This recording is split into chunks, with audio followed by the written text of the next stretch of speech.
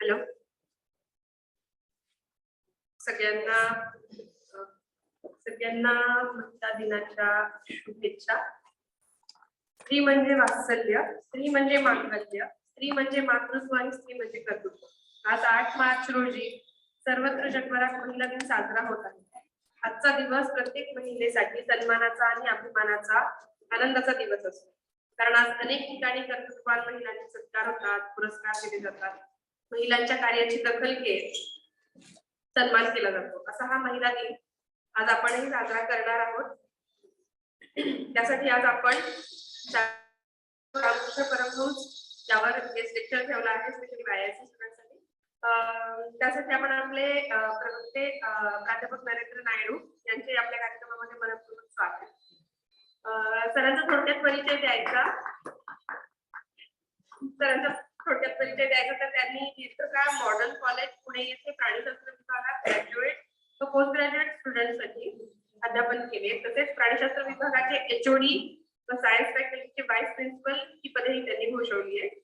बालपणापासूनच ते आनंदवन व चिन्मय मिशन या संस्थेशी ते जोडले गेले. विवेकानंदाविषयी लहानपणापासून त्यांच्या मनात खूप आकर्षण आहे. स्वामीजींचे जे शिकागोचं भाषण झालं होतं 1893 मध्ये, त्याला 1993 मध्ये शताब्दी पूर्ण झाली. त्याचं औचित्य साधून त्यांनी वेगवेगळ्या शाळा, कॉलेज आणि एनजीओ अशा बऱ्याच ठिकाणी 100हून अधिक विवेकानंदांची व्याख्याने दिली आहेत. कुठलाही विषय सहजपणे व सोप्या पद्धतीने समजावून सांगण्यात त्यांचा हातोटा आहे. तर तरुण आणि बालांसाठी ते पर्सनॅलिटी डेव्हलपमेंट म्हणजे सर्वांगीण विकास यांचे वेगवेगळे वर्कशॉप पण घेतात.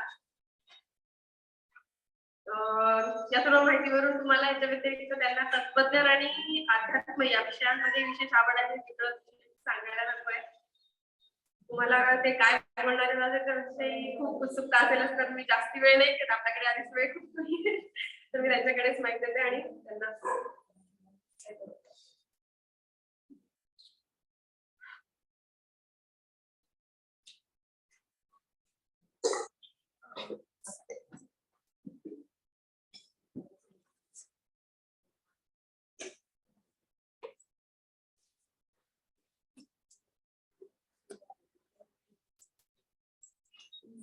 Good morning, namaste. I will speak in English and Marathi mix. More of English, less of Marathi. Hindi I am not good. I was told that if I speak in Hindi, people will be happy. But my Hindi may become entertaining for you. So I thought I should not waste a good topic because of my language. Not that I cannot speak Hindi, I can speak Hindi. But when it is going to be some talk and sharing some good thoughts, you should not be looking at my grammar and language. What I will do is, it is not a lecture actually, it is an opportunity for me also to study something, to read something and share with you. So I came to know that you have this book described, and already it has this chapter about Sharada Maa, about Ramakrushna Paramhansa and about Swami Vivekananda. Swami Vivekananda domain, I am slightly comfortable because I have been reading it for many years, speaking around. Ramakrushna Paramhansa, I didn't dare much to speak because he is a master at a great spiritual height. And so whatever is written about him is very mystic and beyond the normal human cognition. So I didn't dare to speak about it anywhere. And Sharada Maa I had not spoken anywhere at all because I didn't study much. But because of this opportunity, I got triggered. And I thought, taking help of this book and something more that I have to contribute, we can just spend some time together. So today, in about 50 minutes time, we will try to speak about Sharada Maa also and also about Ramakrushna Paramhansa. Because your organizers were insisting that today being World Women's Day, I should should not miss on the Holy Mother. So in your chapters, Ramakrishna Paramhansa is first. We'll start with the Holy Mother. If you go by the outline of your chapter, they discuss about the childhood, then the marriage. I've just taken the highlights. So the childhood is very much similar to Ramakrishna Paramhansa, though they got married at a very late age. Somehow this young girl, she also was not interested in playing the games that normally girls would play. She was interested in worshipping images. She was interested in some leadership qualities. And she was born in a very good family, cultured family. Her father's name was Ramchandra Mukherjee and mother was Shyam Sundari Devi. And she was born on 22nd December 1853. So this all is in the book. There is no point in repeating all that. But I'm just trying to start from there. So in the childhood, she had some different sort of attributes and nature compared to the other boys and girls around. Very innocent girl, very lovable and very loving. She liked to mix with people, hold people together. Maybe that quality helped her also afterwards when she took up responsibility after the master passed away.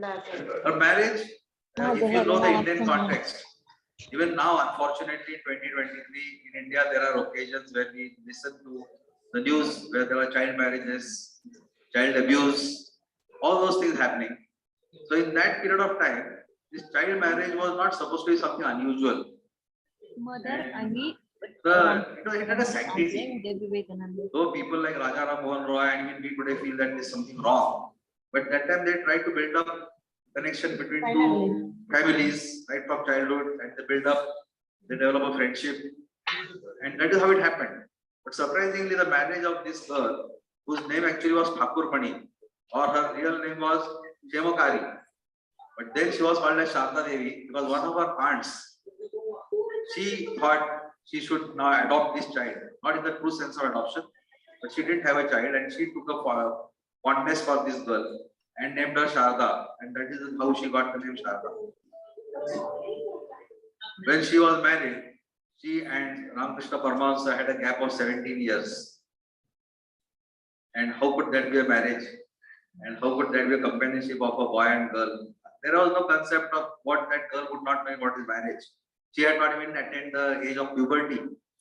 So there is nothing about marriage. That concept itself didn't prevail. For her, this was some man, and for him, maybe he understood something.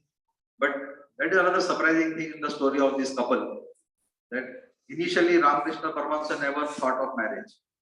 But when the parents started looking for a girl, then he himself suggested that you should go to that Jairam party and there is one family and you will find that girl I want to marry.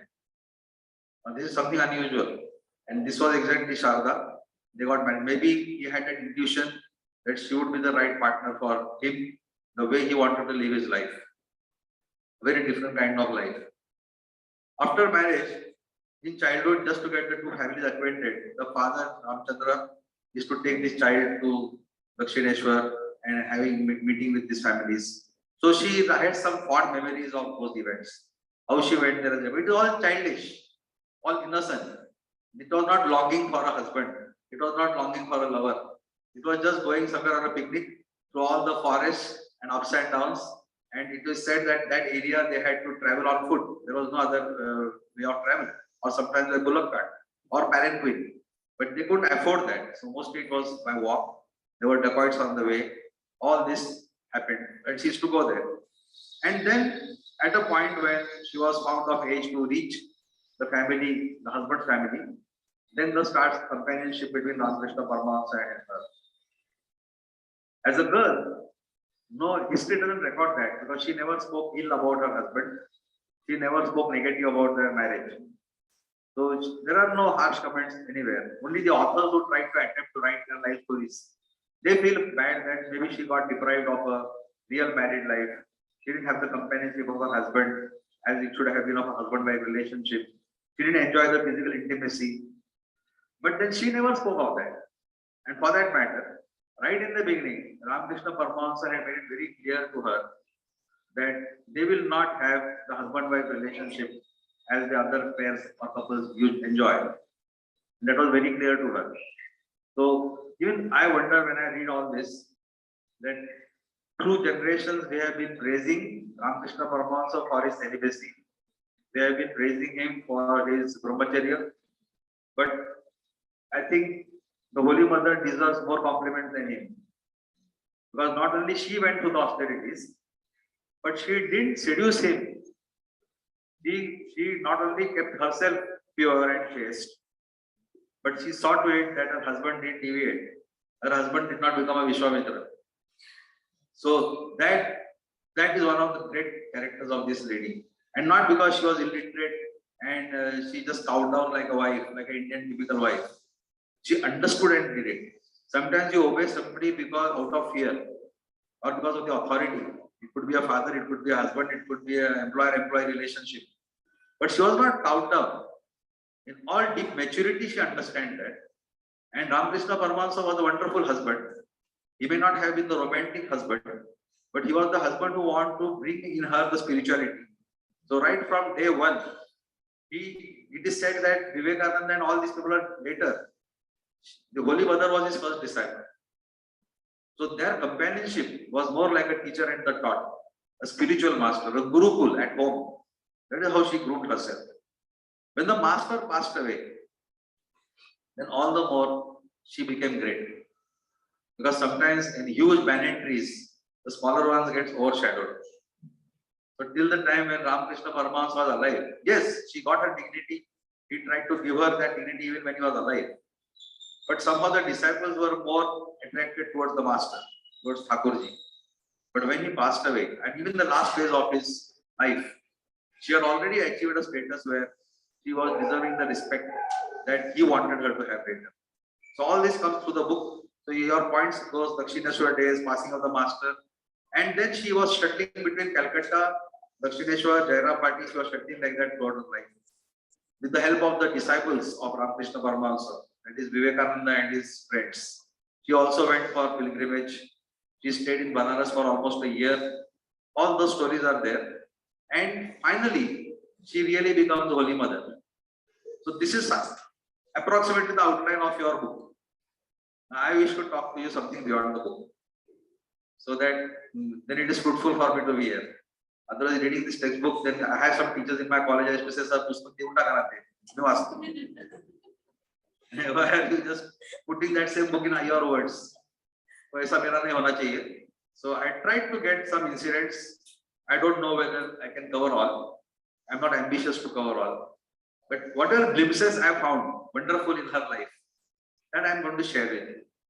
I hope I will not miss the authenticity of it. But suppose I miss something, then you can refer to the original books and correct it. I'll start with simple things. When she came to stay with Ramakrishna Paramhansa, she was staying in a very small room. It was with no ventilation, very less light, and so she never grudged. But when somebody came to visit her, they understood that this is such a congested room. How is she staying day and night here? And she was a typical Indian, we can say orthodox woman, who on her own had that veil, burqa. She used to have that on her face, in front of even her guru, in Ramakrishna Paramhansa. Though we see the face now in the pictures, you'll come and argue with the but that time she used to veil herself. And in front of Thakurji, she never came like that. So with all that, and the one piece of cloth over her body was. Then there was somebody who used to come and cook there with her. But even if people helped her to cook, she always liked to cook for the master. And the master always parted food only cooked by her, by no one else, throughout his life. Throughout his life, he took from her. If you remember, we'll come to Ramakrishna Paramhansa later. Ramakrishna Paramhansa had one teacher called as Bhairavi Brahmani. And she stayed with him and taught him about Tantric Shastra and all that. So she also used to cook. But she used to cook very pungent stuff with hot pepper. So when she used to do that, it used to be too pungent and nobody used to eat. But she used to quietly take it. She used to have tears in her eyes with that pungentness. And when Bhairavi asked her, how is it? She used to say, very tasty. She never complained. Small things. These incidents I'm pointing out to show how tolerant she was, how respectful she was to others. When she came from her Jairambati to this city life, everything was new to her. So the first time when she came, in her life for the first time she saw that there is something called as a tap to draw water in the house. So she used to get up early in the morning. All records say that she got up at 3 a.m.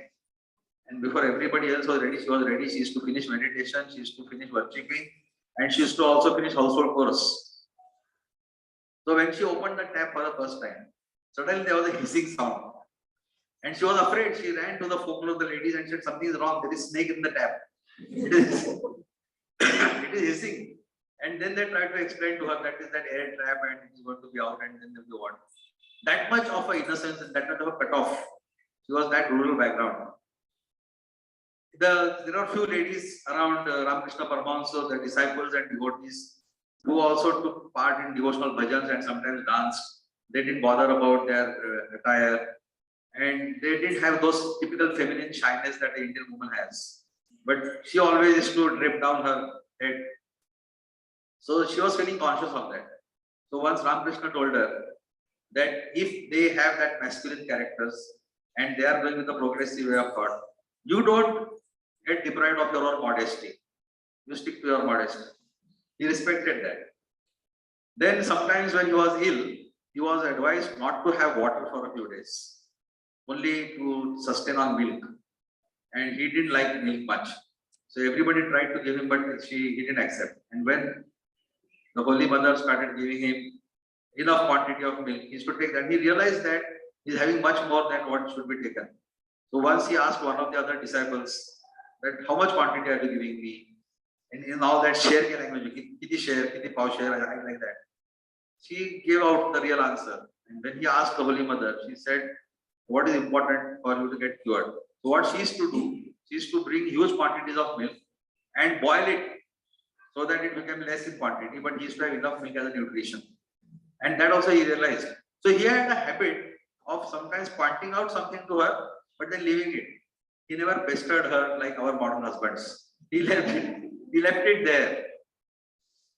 Another thing is, when she was serving the master, she found that the lady folk especially, they also wanted to have a chance to go and feed the master.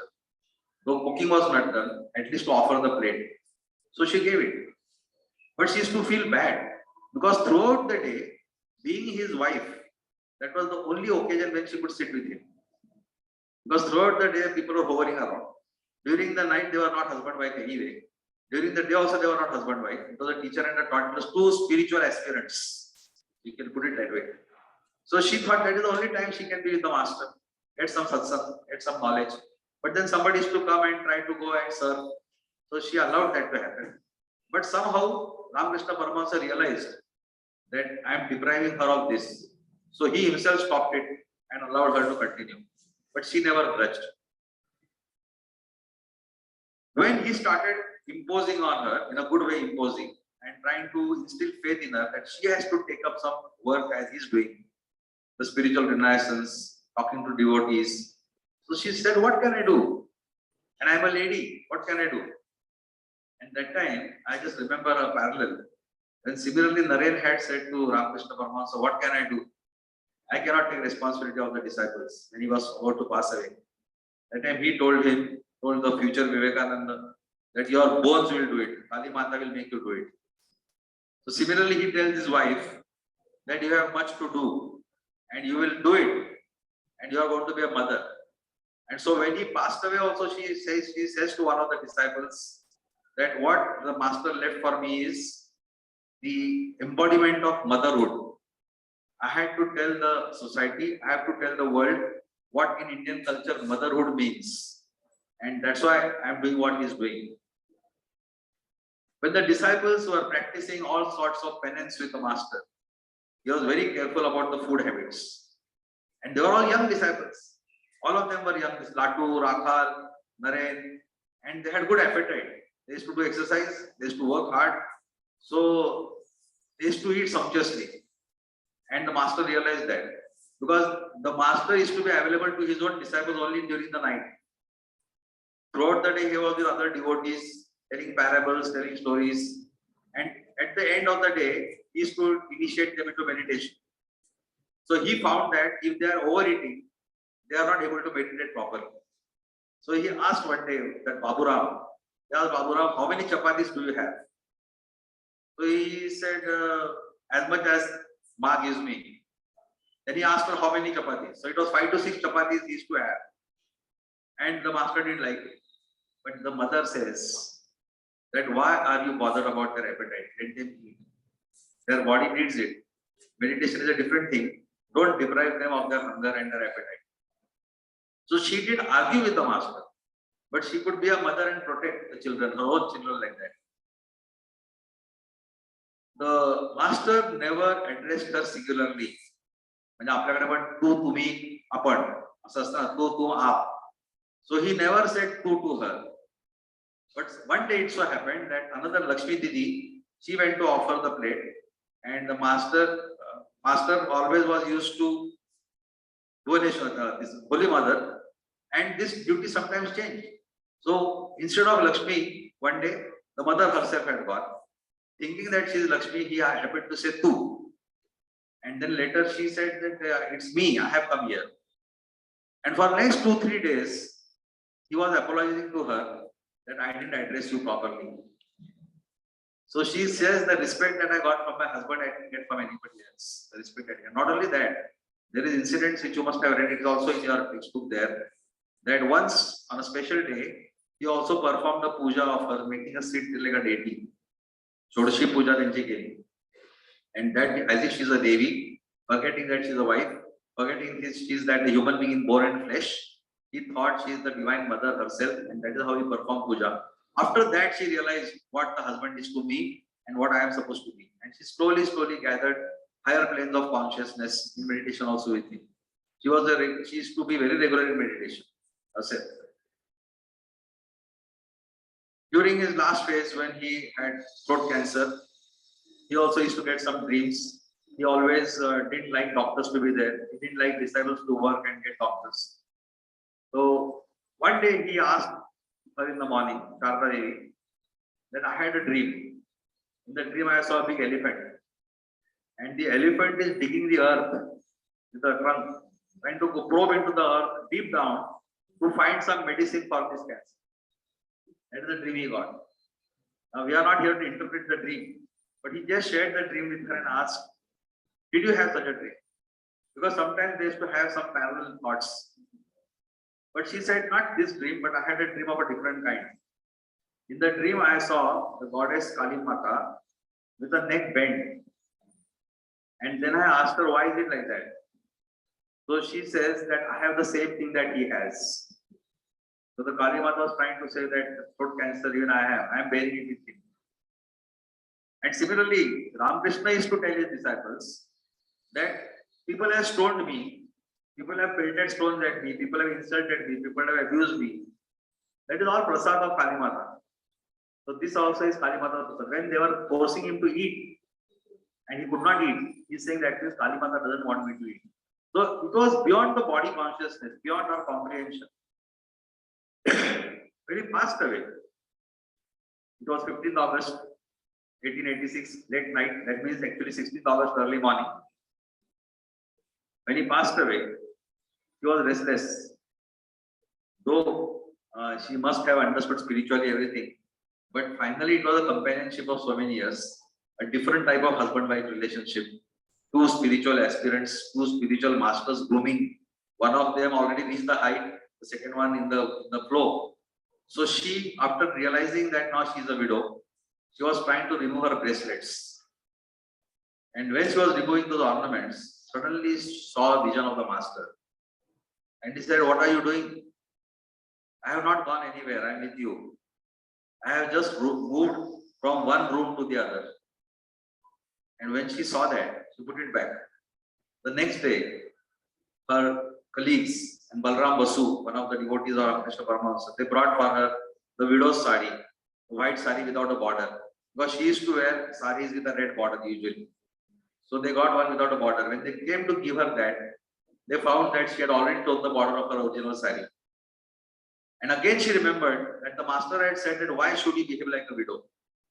So henceforth also she wore a sari with the border, but the border was a thin border than the thick border, just to make the difference. And later, all the disciples decided to take her to Vrindavan. So she went to Vrindavan. She met one Swami Bhaskarananda there. It was a nice coincidence that when Vivekananda later went as a wandering monk throughout India, he also met this Swami Bhaskarananda. And she, the Holy Mother Sharada Devi with some of the ladies, they all met Bhaskarananda. The speciality of Bhaskarananda was that he was throughout his life a naked sadhu. He never wore clothes. He was never embarrassed even in front of ladies. He had gone beyond the body.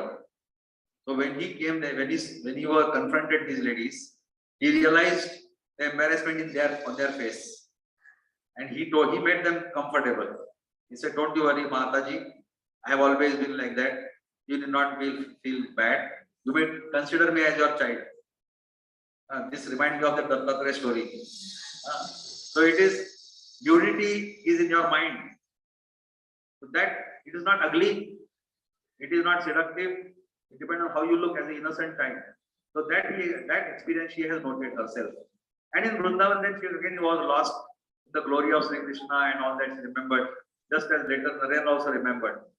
So in one of the travels in the train, she was sleeping in the train, and suddenly in the window, she again had a vision of the master. And the master was trying to say that I have given you that golden amulet. It was an amulet on her arm, gold, not golden, actual gold. So he says that you take care of that. I have given it to you as a gift.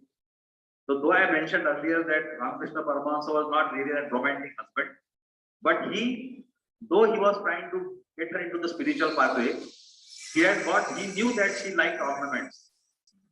So he had saved money and brought ornaments for her. And this was one of it. So he said, take care of it. So immediately in that night, she removed it from there. She put it in a box in which she had always maintained a photo of Ramakrishna Paramhansa. So with that, she kept it there. And later, she handed over that amulet and that photo to Belur Math. And the disciples had established Belur Math and the Ramakrishna order had established. Now, just 2-3 things I will tell you. After Ramakrishna Paramhansa going away on this earth, and she ascertaining as a mother, what are the qualities that people around her saw? Which is not mentioned in her book, so I'm just going out of it. One of the best characters was that she never criticized anybody. And she didn't, I cannot say she didn't like, but she didn't encourage people to criticize. Or rather, she dissuaded them from criticizing. So there were incidents when some people were talking ill about somebody who was absent. Then she said, don't look at the fault of the others. What a beautiful thought it is. She says, don't look at the fault of others. Otherwise, your eyes will become impure. That's a Sundar Kasha.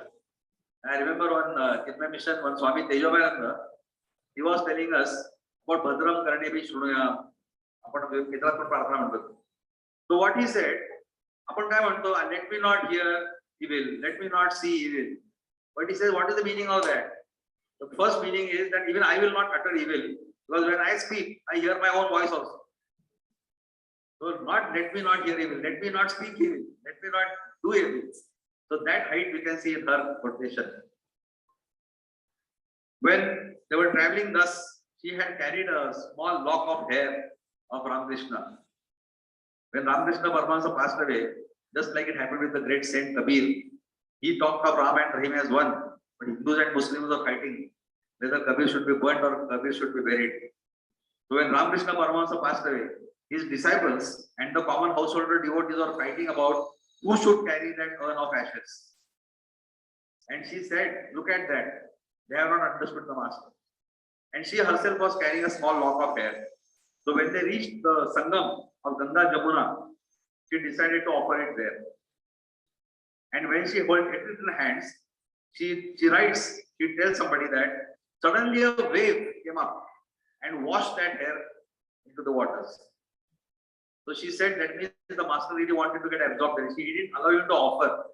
It was just gone into the sanctity of the rivers.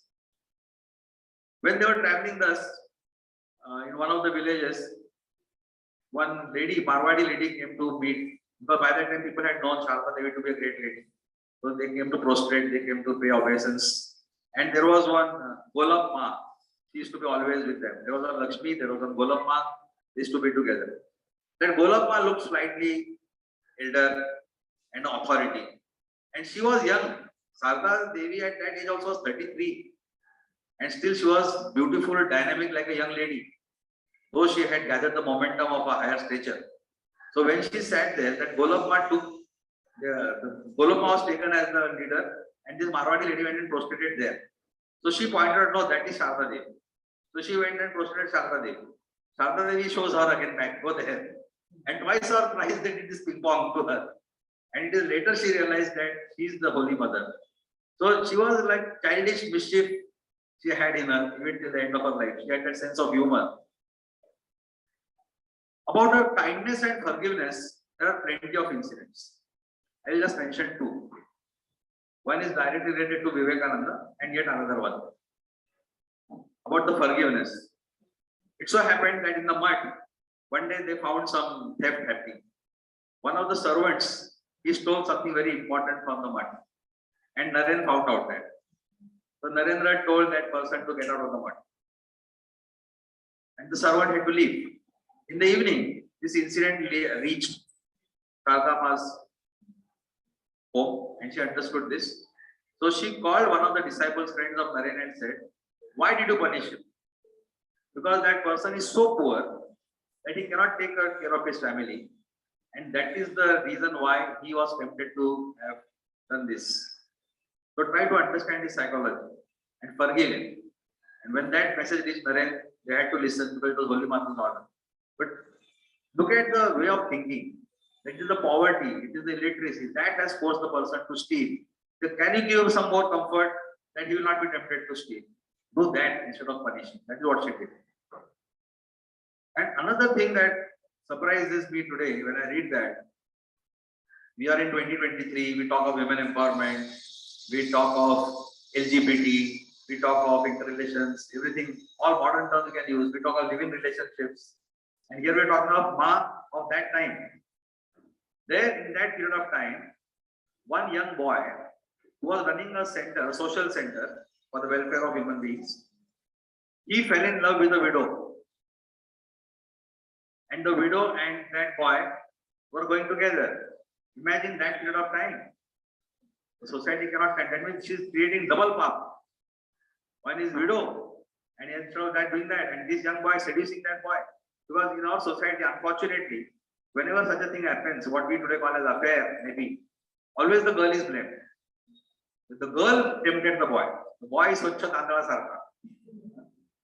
So it is not like that. It is both ways. So same thing happened that time, and the society was already abusing, already trying to talk ill about this pair, this couple, get not into a married life.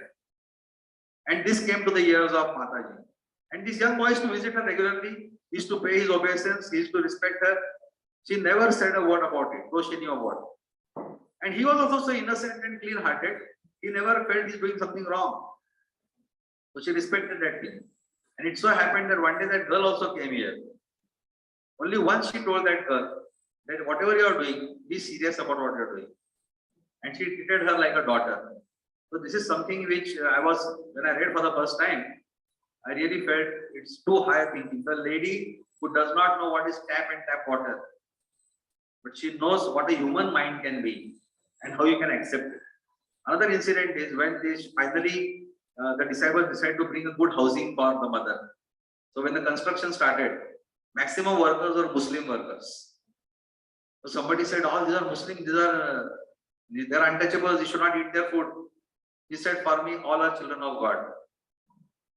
Even when later when Vivekananda went and conquered the West, and when disciples started flooding around him and Westerners talking good about India and Indian culture and Vivekananda, they came and told Mataji, the Holy Mother, that see, Vivekananda, Naren is being accepted. And she said, so what? They are also my children. It is nothing East and West. That is the reason why, groomed under such umbrella of Ramakrushna Paramhansa and Holy Mother, then our Vivekananda can say, sisters and brothers of America. ऐसा नहीं होता एक रात में. It is Vishwanath Babu, the father. He was so progressive. Under the same umbrella, he had so many touchables, untouchables coming in the hall. So these sanskars, they take place indirectly. They are germs. The germinate seeds inside. One point about that Muslim community, there was one Amjad, one boy Amjad, young boy. So one of the lady, she was serving him food. Her name was Nalini. And while serving food, she was literally throwing it in the plate. Because you should not touch, you should maintain the distance. He's a Muslim. When Sharada Devi saw that, she was disturbed. She was never annoyed, but she was disturbed. She called that Nalini here and she said, "Are you serving him or throwing food at him? And do you think when you give that type of treatment, this person will cherish that food? Will he relish that food?" And she put her away and she herself served that boy, Amjad. So, such similar incidents are there about Mataji. I think that is enough time for Sharada Devi. Now I will shift to Ramakrishna Paramhansa. And of course, when I talk of Ramakrishna Paramhansa, this is again going to be a combination of both. Ramakrishna Paramhansa, born of a couple called Khudiram Chatterjee and Chandramani Devi. And he was born in a place called as Kumarpukur. He was born on 18 February 1836. As I told you, 17 years of distance between his wife and him. His name was Gadadhar. And he was called as Gadai. His pet name was Gadai. His real name was Gadadhar. Then he became Ramakrishna later. Now his story also is wonderfully put in the book. So I won't waste time much on that. But let me just for you as a revision. If you have already read it, revision. If you have not read it, you can listen. That these are the outline in your book. That most important thing is, it is slight deviation. But I was brought up, my college days were when Amitabh Bachchan was very famous. And in those days, most of his movies, you saw the angry young man. And as I grew up, and then I had good teachers who also discussed with us movies. I remember one of my teachers and also my father at home telling me the logic behind this angry young man.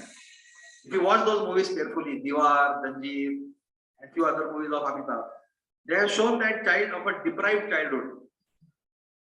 He has a single parent or no parent or is an orphan or the society is pouncing on him and that reaction. But as you read more and more, I wonder then if Amitabh Bachchan became an angry young man, what about Naneshwar? Naneshwar also was suffering throughout his childhood. He didn't have that parental love, enough time. He had a short lifespan, but he didn't become a don and angry young man. Babasaheb Ambedkar, what a childhood, horrible childhood. Later, especially in the youth, we have tortured that society totally. Brahmin, no Brahmin, caste, no caste. But he became the architect of the Constitution of India. And here Gadadhar also, he lost his father at the age of 8. And then throughout his life, he was only with his mother. And not only that, when he became the so-called Ramakrushna Paramhansa, his mother used to stay with him. So I think there is some legacy, you know. That is why even Vivekananda, when he became Vivekananda, he looked after his mother till the end of his life. He didn't disown his mother, though he was a sannyasi. Shankaracharya did not disown his mother. Shankaracharya went throughout India, but he always remembered his mother. Vivekananda traveled the whole world, but he took care of his mother. And similarly here, this Gadadhar, he groomed himself to become Ramakrishna Paramhansa. He did not know, he just grew like a flower on his own. But he took care of his mother till the end of his life. And that's why even Sharada Devi took care of his mother like a very dutiful daughter-in-law. So this boy lost his father. Right from childhood, he was not interested in the regular games of children. He was interested in devotional songs. He was interested in kirtans. He was interested in drama. Which type of drama? Puranic dramas. He also himself played some roles. It is said that once he played the role of Shiva, he got so engrossed that he forgot dialogue and everything. He was in meditation. Then to bring him to natural, normal self, that is one of the first signs of his getting lost and engrossed in that. Education, his elder brother tried to educate him. He himself had started a small school, but he was not interested. The other was not interested in studies. He said, "What will I do with this? How is it going to help me? I want to find the truth. I want to find what God is. I want to find the divinity behind this Kali Mata." And so slowly that progress happened. He reached Dakshineshwar there. That Rani Rasamati had constructed a temple, Radhakanta temple, and she did a priest over there. So his elder brother was the priest. Afterwards, after the elder brother, the brother took over, and he became a unique type of devotee. So much so that all people around him called him as a lunatic. Pagal hai ye to. Because he used to cry, he used to weep in front of that stone idol. For everybody else, though they came and did namaste and all that progression there, we also, when we go, in the heart of hearts, you know, but Swami Chinmayananda, one of the great spiritual masters of our times, he said, why do you go to the temple? Why do you do this namaste? Even Vivekananda spoke about idol worship in front of our Maharaja.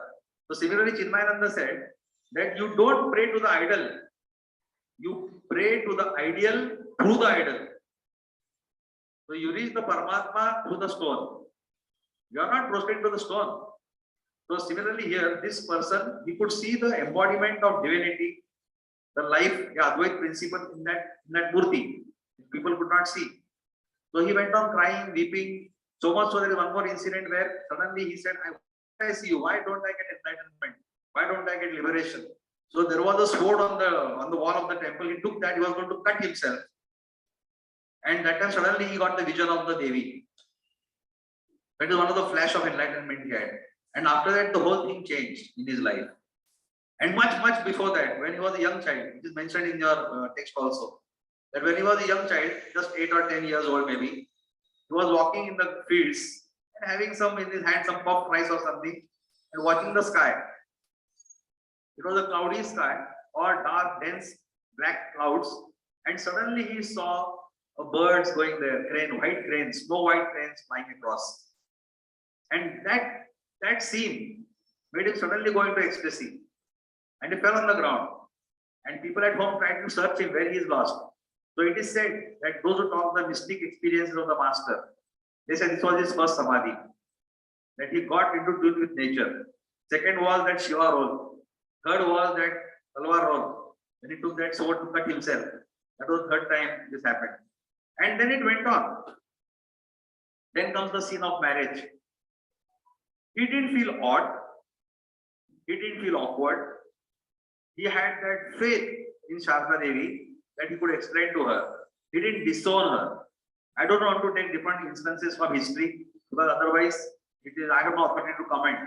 But there are so many instances in history where some people have disowned the wife for their spiritual pilgrimage. Somebody has not married for their spiritual pilgrimage. And here is one who marries but still has a vow of celibacy, chastity, and with the companion understanding the gravity of what he's saying. That is the beauty of that relationship. That she didn't feel it suffering. She felt that this is also her salvation. She felt that she is growing with him. And that's why when the master passed away also, she could understand that she has to grow beyond this. This is a wonderful incident in her life which I missed. You can connect here.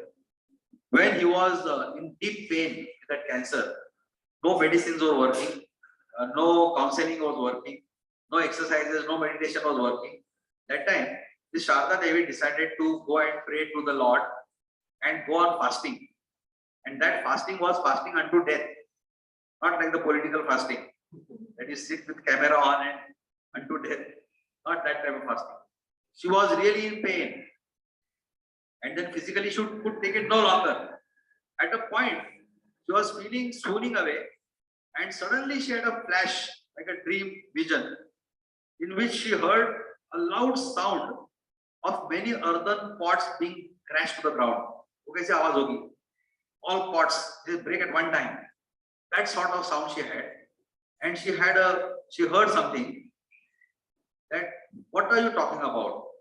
What is the meaning of husband? What is the meaning of wife? What is relationship? What is human life? This is all transient. This is not the truth. And she got out of it with a different understanding altogether of life. And so she could take the passing away of the master with balance. And she could continue the remaining part of her life, 2 months, with a balance with the master. So that marriage of Ramakrushna Paramhansa and Sharada Devi It's a unique type of marriage, more than a platonic marriage. There are platonic marriages which say that we will stay together in companionship, we will not have physical intimacy. There have been people even in the West. There are great people in the West who have that type of marriages. That they even marry after the age of 50 or 50, 60 in their life, where physical pleasure is not important. And they didn't find it important. But this is something more than that. It is just not waiting there. It is going above it and trying to reach the spiritual heights of a life, the fulfillment of human life. That is what they tried. And so he was a great teacher to Sharada Devi. When Vivekananda won in the sense, conquered the Parliament of Religions, he said to one of his people who are his fan club that I had to come to the Parliament of Religions to establish something. But my master himself was the Parliament of Religions. Because Ramakrushna Paramhansa, he had Kali worship. That means he's talking of Dvaita. He's believing in Murti Puja. But he also knew Advaita philosophy. Advaita philosophy believes in a God which is formless. There is no form. Then he also followed Islam. He also studied Christ. He had visions of Christ. Islam he practiced. He used to do namaz. He used to do all the 5 rituals that the namazi has to do. Islam person has to do. Then he did in India. India is a buffet dinner. Cultural variety itni apni hai na, jo khao kuch bhi khao. Everything is available. So he did everything from hatha yoga to everything. That's why that Bhairava Brahmani, he did tantric. Then there was a guru called as Totapuri Maharaj. That Totapuri Maharaj also was like Bhaskarananda, totally naked. But he taught him the highest of Nirvikalpa Samadhi. There are different types of Samadhi levels. There is Savikalpa Samadhi, there is Nirvikalpa Samadhi. So he went to Nirvikalpa Samadhi, but he was restless. Ramakrushna Paramhansa didn't want the formless. Ramakrushna Paramhansa wanted the form. He wanted Kali Mata. He wanted to see God in human beings. That's why he didn't believe in touchables, untouchables, Hindu, Muslim, not even gender. For even his own wife, there was no gender bias. She was just God in another human form. That's why he could pray to her like a deity, he could worship her with flowers and offerings. He did that. So later, even his disciples did that to the Holy Mother. So they are going together like that. And he had that Brahmani, he had Ramalala, he had Totapuri, and every day, whatever he learned, he experienced, he to teach her. And he tried to assimilate. People write that she never spoke of it. Though she had also mystical experiences, she never spoke of it. Sometimes in a casual talk, people understood that she also had touched the level of the master. Slowly, Ramakrushna Paramhansa understood that the chapter of his life is closing. So he started instilling more and more faith, more and more responsibility in his disciples and his wife also. And it is very, very obvious that the last 4 or 5 years of his life, he was totally grooming the disciples. And he saw to it, especially to Naren, not that it was partiality, but he saw the potential in Naren. And he said that the task that will remain unfulfilled by me, you have to fulfill. In one of the articles, I don't remember who had written that article. It was a wonderful thought. Somebody said that Ramakrushna Paramhansa was the seed and Vivekananda was the tree. So, and the tree was such a wonderful tree that the tree came out with so many more seeds. And that is the reason why this Ramakrishna mission has continued. That is the reason why Vivekananda Kendra takes inspiration from Swami Vivekananda's life and starts something new. Jnana Prabodhin, like school, starts something new. All those who are inspired by Vivekananda and Ramakrishna's teachings, that clearly means that this tree is giving more and more seeds, and those seeds are germinating. It is continued. 1893 mein hua tha talk, Swami Ji ka. And before that, Ramakrushna Paramhansa never went travel the world. People came to him. People came to him, and then people like Vivekananda went out. There is one incident when after Dakshineshwar, Paramhansa was shifted to Kashipur. In Kashipur, in 1886, it was a New Year day. And suddenly, he was in ecstasy. He was in joy. He was dancing, singing, Paramhansa. And to every disciple, he was trying to touch, trying to talk, trying to give some mantra. And it is said that that day he was just giving. It was the English calendar New Year day. See, Mahatmas are beyond calendars. You may not like it, but actually, There is nothing like Women's Day and Father's Day and all this and Valentine's Day. These are all the Westerners have put it to our heads.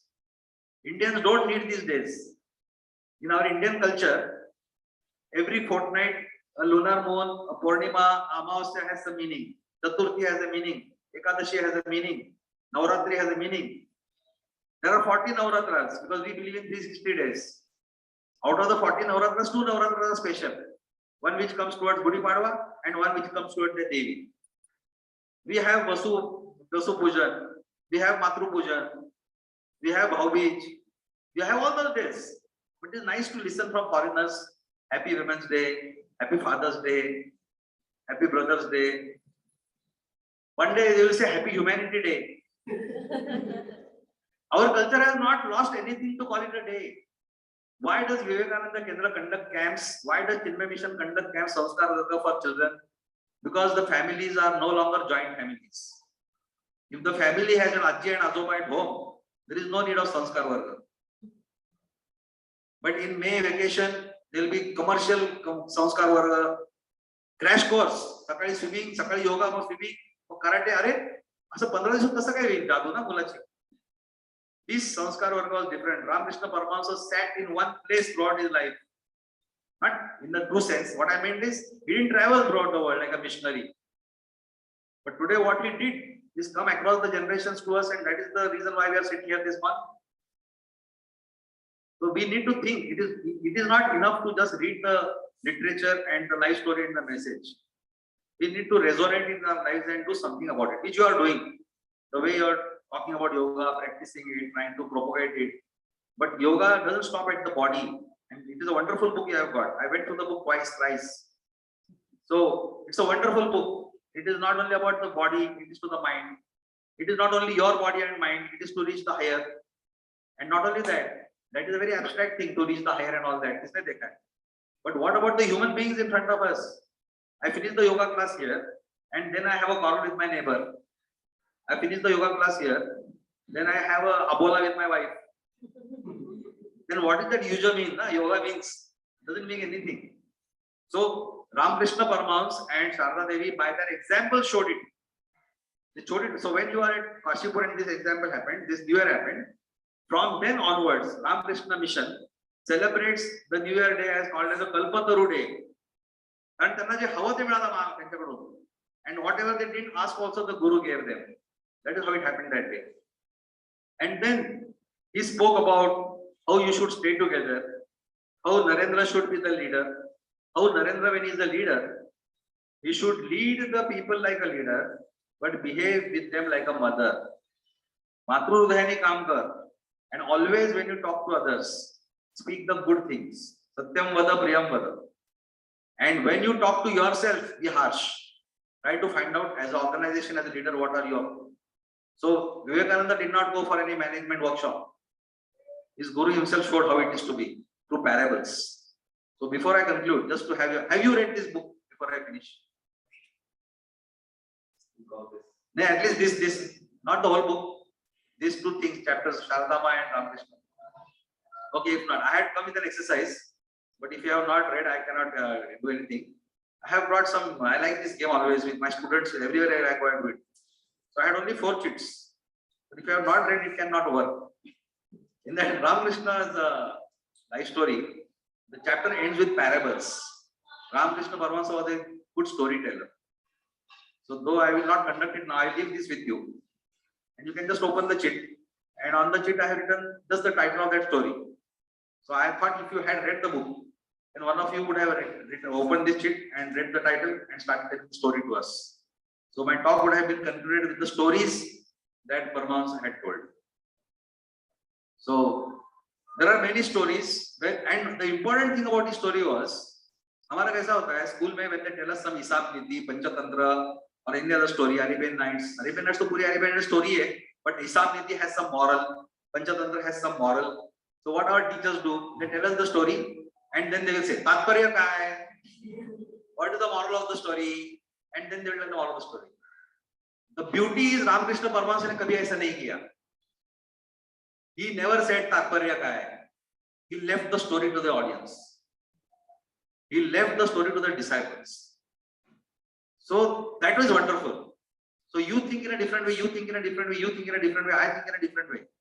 The message may have reached generally also, but then you go into the depths. You don't stop at that corner. You try to gather much more than what the master has told. That was the beauty of Ramakrishna Paramhansa, and that's why maybe because of Bhuvaneshwari Devi and Ramakrishna Paramhansa, both are great storytellers. Narendra also was a great storyteller, even in the school days and even as a spiritual master. He was very good at stories and very good at vocabulary. He didn't stop for words. He had a lot of rich vocabulary in the language that he spoke, whether it was Bengali or Sanskrit or English. He was very good at it. So Ramakrishna Paramhansa was a very good storyteller. And those are not stories, they are experiences of his life. So one story that everybody knows, not a real story, but is attributed to him, that there was one mother and child who came to him. You must be knowing it, and it has been told in different names of different sages. This is not the story that Ramakrishna told, it happened with him. That a mother and child came, and the mother tells Paramhansa, Thakurji, this boy, day in and day out, he likes to eat only sweet and sweet and sweet. You please stop him from eating sweet. So Ramakrishna Paramhansa smiles at the mother and child, caresses the child, and tells the mother to please come after 5 days. So they both leave. After 5 days, again the same story. Then the Ramakrishna Paramhansa says, please come after another 5 days. And when they come back again, and the 10th day, Ramakrishna says, please don't eat sweet, it is bad for health. Then the mother asks him privately, why did you do that? Why did you take 10 days to tell this? He said, because first 10 days I abstained from sweet myself. I also love sweet. I tried to abstain from, if I cannot abstain from sweet, how can I tell a child to do that? So I tried, that master he was. I go ahead and say, this story may be true or may not be true. It attributes to Thakurji correctly, because he was like that. He was a great experimenter. He was a great experimenter with himself first. And then he told others to do it. And that's why when he talked to people, to the commoners, to the laymen, and even to great people like Keshav Chandra Sen, Ishwar Chandra Vidyasagar, Bade Log, unke saath also when he spoke mostly in story form, in parables. Even Naren used to ask arrogant questions sometimes, skeptical questions, rational questions. He gave answers in stories. So your book also fortunately ends that chapter with small parables. Do read that, and whenever time permits, you can go to more. So I think I have stopped exactly at 11:30. Thank you very much. Nice you have the clock there. Thank you.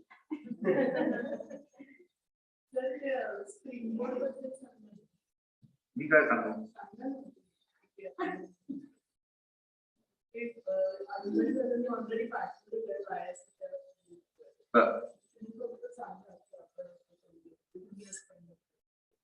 Okay.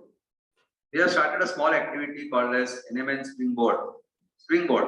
So you don't stand there. You use it as a landing and plunge. So that's why it's called a springboard. Under which for every month we'll have 2 lectures on different topics, which currently only I am speaking. NMN incidentally means Narendra Madhukar Naidu. That is my initial NMN. In my student community, most of them right from my teaching days till today, they call me NMN. So I also like that, NMN. Narendra also I like. My name is Narendra. Narendra I like more. But NMN also they call me. So that's why it came up as NMN Springboard, because some of my well-wishers, my own daughter, my son, they said, Anna, तुम्ही काहीतरी record करा ना, तुमचं बोलणं record करा. आपण काहीतरी लोकांपर्यंत पोहोचायला पाहिजे. So for about 6 years, they are pestering me. But before that, my father was pestering me. तू काहीतरी record कर, काहीतरी कर. तर मी करत नव्हतो. माझं अजूनही म्हणणं असं आहे की आता मी तुमच्यासोबत जे बोललो ना, ते रेकॉर्ड केलं पुन्हा पडते. त्याचा रेलेव्हन्स नाही राहत काही दिवसांनी. Because a live audience in front of me, I am speaking differently.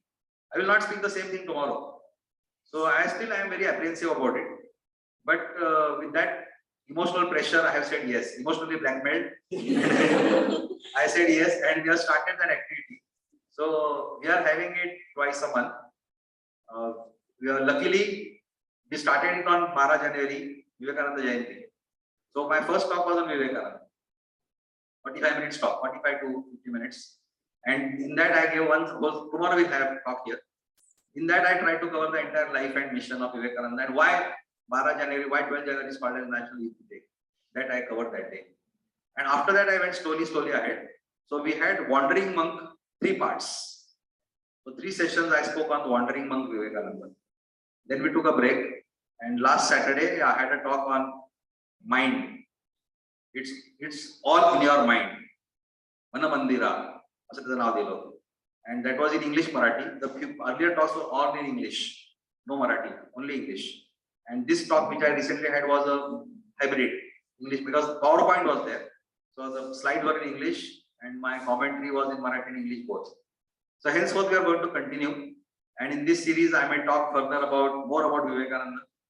Now that you triggered me, I can also start preparing about Sharada Maa, Ramakrushna Paramhansa, that we may talk if I feel comfortable after a few, like 6-7 months. But now I can start with Swami Chinmayananda, Life and Mission. After that, Charlie Chaplin. I'm a great fan of Charlie Chaplin. So I may speak sometimes on Charlie Chaplin. And then my own subject also. I'm a zoologist. So under zoology, I will speak about developmental biology. I will speak about genetics, advances in genetics. ऐसा होते रहेगा. जिसको आना वो आएगा, जिसको नहीं आना नहीं आएगा. And they are recording it. So in case this really happens nicely, then we may start some YouTube also. That is not my ambition. My ambition is just to share something that I loved in my life. And like about this, they mentioned about personal development for youngsters, for in children. So that I have been doing. Parenting session also I have been doing in some schools. So ऐसा भी कुछ रहेगा तो I'll be doing that. So each time it will be some different topic. Sometimes it will be series. The Wandering Monk, I thought I'll finish in one lecture, but I had 3 lectures on Wandering Monk, and we just came up to. He has just left for America. So we have given Swamiji some time to reach America. After a few months, I will talk about America and Chicago. So if you are interested, you can join. There's the links Smita may share with you. If you join the attendees group, you will get notifications. I am not marketing it because she told me I am telling you this. Thank you. ते खरंच खूप छान वाटलं. आणि actually मी थोडंसं सांगेन की खूप वर्षांनी मी जेव्हा विवेकानंद बँगलोरला होते तेव्हा तिथे मी जवळ 4 वर्ष रेसिडेन्शियल स्टुडंट होते. आणि तिथे हे जे टॉक्स अशा प्रकारचे असायचे ते सगळे संध्याकाळच्या वेळेस प्रवचनांमध्ये असायचे. आणि प्रोफेसर एन स्वामी म्हणून तिथे होते, ते ex director of IIT Madras.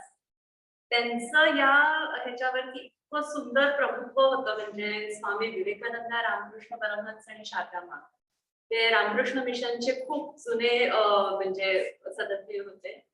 आणि ते दरवेळेस म्हणजे हे कंटिन्युअस चालत राहायचं. YIC असेल तर 10 दिवसामध्ये हे टॉक्स कम्प्लीट व्हायचे. 10 दिवस विवेकानंदांना दिले जायचे, 10 दिवस रामकृष्णांना आणि 10 दिवस शारदामांना. आणि अशा रीतीने आणि अखंड त्याचे सिरीज चालायची. आणि ते ऐकून ऐकून ऐकून ऐकून नकळत जे आम्ही समोर बसलो असायचो ना, तर ते आतमध्ये असं जायचं. आणि त्यावेळेस म्हणजे आजच्या 20 वर्षापूर्वीची गोष्ट आहे. प्रोजेक्टर वगैरे नुकते यायला लागले होते. तरी गुरुजींनी प्रशांती कुटीरम मध्ये अगदी त्यांचं एक मिशन होता, best of east and best of west. त्या दोन्हीला एकत्रित घेऊन जायचं, कारण ते योग वरती रिसर्चला प्रमोट करत होते. आणि तिथे ते काम त्यांना आपले त्याचे गुरुजी म्हणजे परमपूज्य गुरुजींनी दिलं होतं RSSच्या. त्यांना हे काम दिलं होतं. आणि रानडेजींनी पण सांगितलं होतं की योगला सगळ्या जगापर्यंत पोहोचवायचं असेल तर त्याचा सायंटिफिक रिसर्च होणं गरजेचं आहे. त्याच लँग्वेज मध्ये वेस्टर्नर्स त्याला एक्सेप्ट करतील. आणि म्हणून त्यांना हे काम देऊन प्रशांती कुटीरम मध्ये पाठवून हे कार्य त्यांच्याकडनं करून घेतलेलं आहे. आणि हे कदाचित त्यांचीच प्रेरणा आहे की ते काम अजूनही चाललेलं आहे. आणि प्रशांतीमध्ये विवेकानंदांचे जितके पण स्टोरीज आणि जितके पण जे काही त्यांचे शिक्षण आहे की जे त्यांनी डिसायपल्स पर्यंत पोहोचवायचा प्रयत्न केला होता, तर आजही मी सांगू शकते की गुरुजी तंतोतंत कसं हे करण्याचा प्रयत्न करतात. आणि खरोखर तिथलं वातावरण आणखीन हे खूप सुंदर आहे. सगळ्यांना जमलं तर एकदा तरी जाऊन तिथे राहा, आणखीन तो अनुभव घ्या. त्याचाच एक गुरुदक्षिणा म्हणून आम्ही एक प्रयत्न करत आहोत की गुरुजींनी जो कोर्स सुरू केला ऍटलिस्ट तो इथे त्यांच्या पुस्तकांमार्फत का होईना पण तो चालू ठेवावा. आणि तुम्ही सगळे जे कोणी YIC स्टुडंट्स आहेत तर ते सिलेबस म्हणून आहे, पण जसं सरांनी सांगितलं की हा सिलेबस नाहीये, हे त्यांचे जे टीचिंग्स आहे हे आज उतरवण्याचे आहेत. ते नुसतं आज डे सेलिब्रेट करण्यासाठी नाहीये. ऍक्च्युली त्या दिवसानिमित्त आज आपण एवढ्या ग्रेट योगिनीच आपण त्यांना म्हणूया की त्यांनी अखंड आयुष्य ह्याच्यावरती जगलं, खरंच जगून तो योग धारण केला आणि त्या उंचीपर्यंत गेलाय. तर हे आज त्यांच्या दिवसाच्या निमित्ताने का होईना सर ही आपल्याकडे आले आणि उद्या सुद्धा स्वामी विवेकानंदांवरती सर बोलणार आहेत. तर मी म्हणेन की जास्तीत जास्त लोकांनी ते अटेंड करावं. तुम्हाला सिलेबस आहे म्हणून तर तुम्ही करालच, पण अजूनही कोणाला सांगायचं असेल नक्की सांगा. आणि सरांचे लेक्चर सुद्धा, कारण ती अपॉर्च्युनिटी मला असं स्मिताताईंकडनं कळली की आता सर इतकं छान हे घेताय, तर मला प्रोफेसर स्वामीच आठवले की ते प्रशांतीमध्ये कंटिन्युअस या विचारांना मुलांपर्यंत म्हणजे सगळ्यांपर्यंत पोहोचवायचं काम त्यांनी अखंड आयुष्य केलंय. म्हणजे त्यांच्या लास्ट ब्रेथ पर्यंत ते प्रशांतीमध्ये राहून त्यांनी हे लेक्चर्स कंडक्ट केलेले आहेत प्रोफेसर स्वामींनी. म्हणजे आफ्टर त्यांच्या काय म्हणतात रिटायर्ड झाल्यापासून त्या दिवशीपासून ते प्रशांतीमध्ये शिफ्ट झाले. ते पूर्ण म्हणजे त्यांनी पूर्ण लाईफ त्याच्यानंतरच प्रशांतीसाठीच दिलं आणि ते तिथे राहून मुलांना कंटिन्युअस या लेक्चर्सद्वारे ते विचार पोचवत होते. जे एवढं सुंदर कार्य त्यांनी केलेलं आहे. आणि इकडे IIT मद्रासचे हे म्हणूया की पूर्ण टेक्निकल त्यांचंही एज्युकेशन पूर्ण आणि IITचे मेन तर त्यांचं ते जी काही एक बौद्धिक क्षमता होती त्या ह्याच्यातनं त्यांची आध्यात्मिक क्षमता पण खूप होती आणि खूप सुंदर येते. आणि असंच फ्री फ्लो इंग्लिश मध्ये इतकं सुंदर ते सांगायचे. समोर असेच त्यांनी त्यावेळेसचे जे फोटोज पिक्चर्स वगैरे असायचे ते आम्हाला प्रोजेक्टर वरती दाखवलेले असायचे. असं वाटायचं की डोळ्यासमोर आता ते दक्षिणेश्वर दिसतंय, शारदा माचं घर दिसतंय, त्यावेळेसचं वातावरण म्हणजे खूप सुंदर त्या रीतीने ते सांगायचे. आणि आज खरंच मला ते फील झालं म्हणजे सरांच्या बोलण्यातनं पण ते सगळं असं त्या माहोलमध्ये किंवा त्या ह्याच्यात गेल्या असं वाटलं. खूप खूप थँक्स सर. आपण उद्या पण कंटिन्यू करूया. आणि तुम्ही जे काही लेक्चर्स घेताय नक्कीच आपण इथल्या सगळ्या स्टुडंट्सला तर सांगूच की त्यांनी ते नक्कीच अटेंड करावं. ऑनलाईन असेल तर ऑनलाईन, पण जसं सर म्हणतात ऑफलाईन जे कनेक्शन असतं ते वेगळं असतं आणि ते घेणं पण वेगळं असतं. ऑनलाईन आपण ऐकत असतो पण ते तितक्या ह्यांनी होत नाही. तर खूप खूप धन्यवाद सर.